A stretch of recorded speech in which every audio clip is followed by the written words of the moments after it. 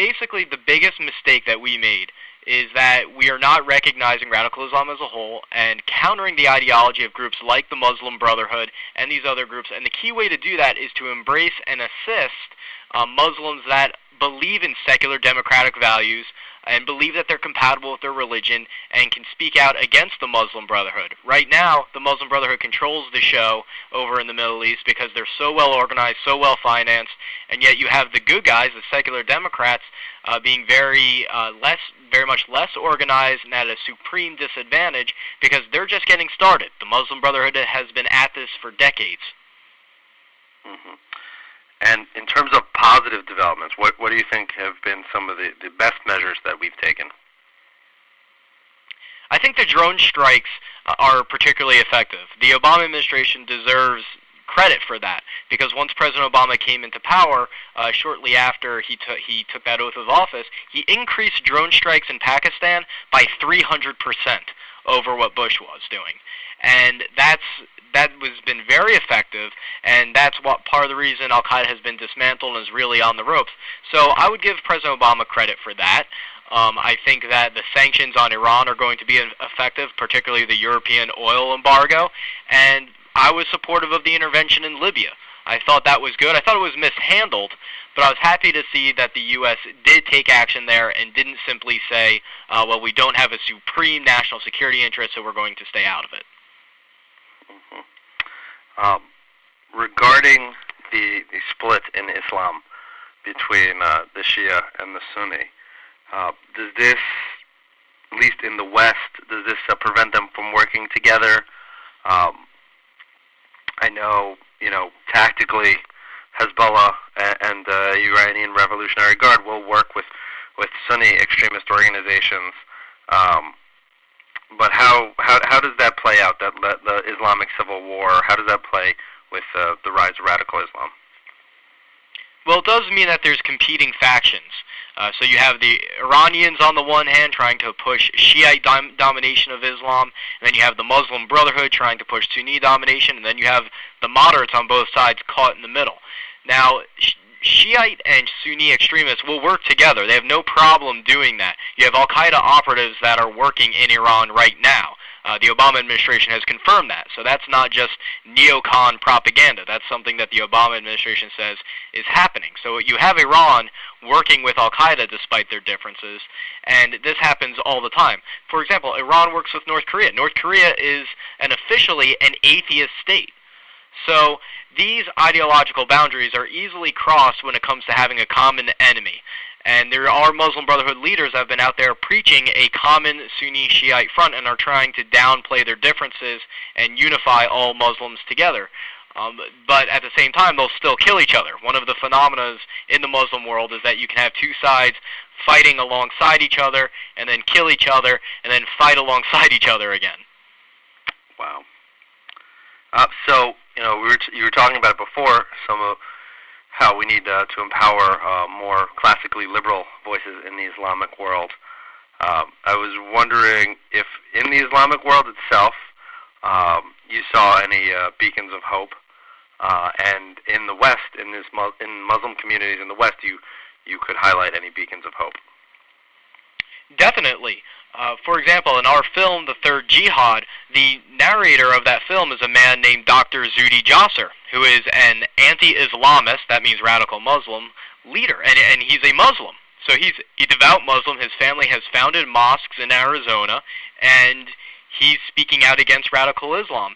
And when CARE and the rest of these other organizations were really hammering the NYPD for some of their counterterrorism tactics and for using our film in their training materials, Zuhdi and about 20 other Muslim American leaders all came together in New York, held a press conference in front of the NYPD headquarters to say that we support the NYPD and CARE and these other organizations do not speak for us, and they pleaded with the media to give them equal time. And that was a very powerful moment for me to see. Overseas, I'd say you can draw inspiration from the Iranian students that are on the streets, that are fighting the regime. There are secular democratic voices like a man named Kamal Labwani in Syria, who's fighting the Assad dictatorship, but at the same time speaking out against a radical Islamic takeover in the Muslim Brotherhood. The problem is that these aren't the loudest voices. They don't have TV networks. They don't have political parties behind them in some cases, or if they do, the political parties are small and they don't operate out of mosques usually. The Muslim Brotherhood can operate out of Islamic centers and mosques. So they're at a disadvantage, but those voices are there. There's many of them, and ultimately I think that they'll prevail, but it's going to take a long time for that to happen. So speaking of media, what are your thoughts on the rise of, let's say, Al Jazeera? Well, there's really two Al Jazeeras. There's Al Jazeera English, which I watch and I read their reports because the reporting on the Middle East is absolutely excellent.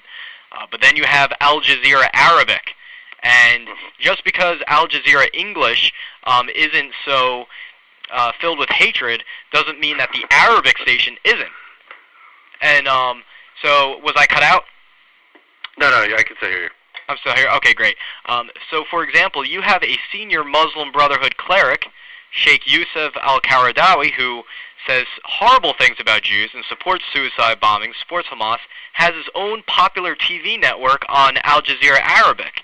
And so you have the Arab people listening to this guy on a major media platform thanks to Al Jazeera.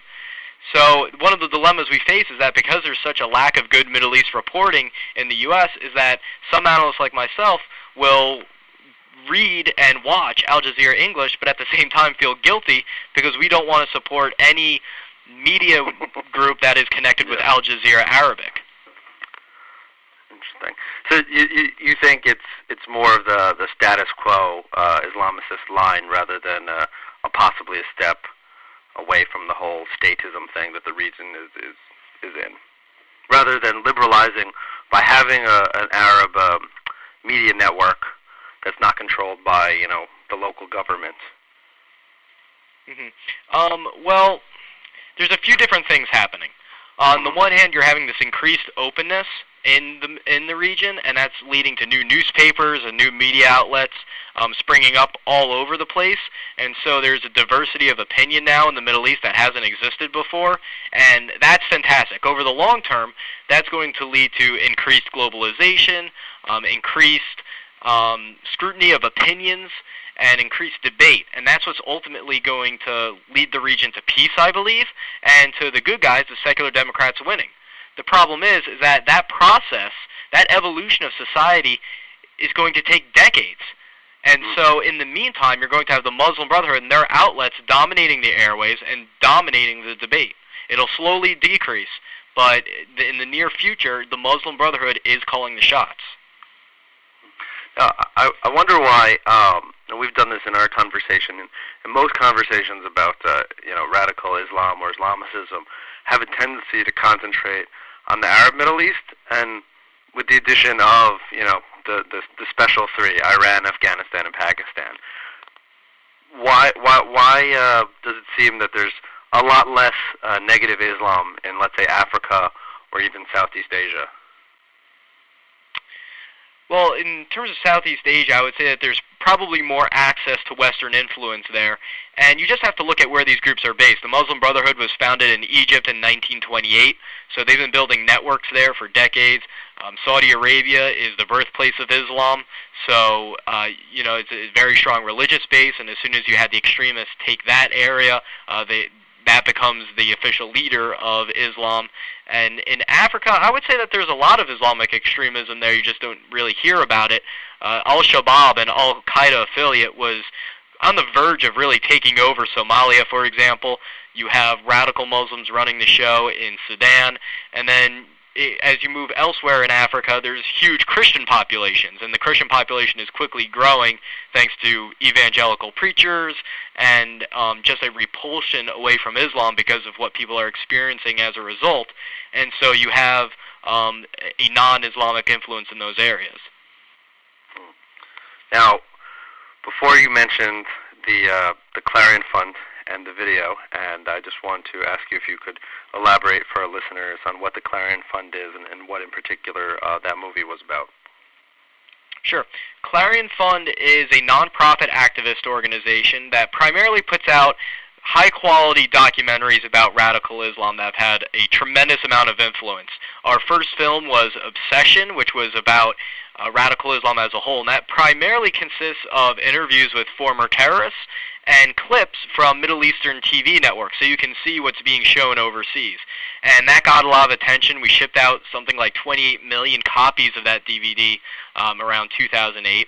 And then we came out with The Third Jihad, which we talked about before, which is about how radical Muslim groups operate in the United States right now. And then our latest film is Iranium, which is solely about the problem of Iran and the ideology of the regime and its own activity.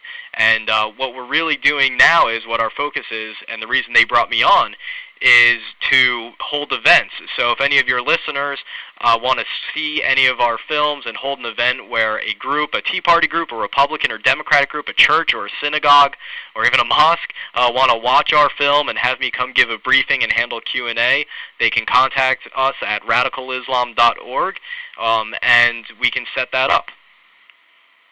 Terrific. Well, thank you so much for joining us this evening. I know your time is very valuable, and I'm sure all of our listeners and myself appreciate you being with us and answering our questions. That was Mr. Ryan Mauro, fellow at radicalislam.org and the Clarion Fund, founder of worldthreats.com, and national security analyst for Family Security Matters. And this is SaveJersey.com. I hope everyone has a wonderful evening.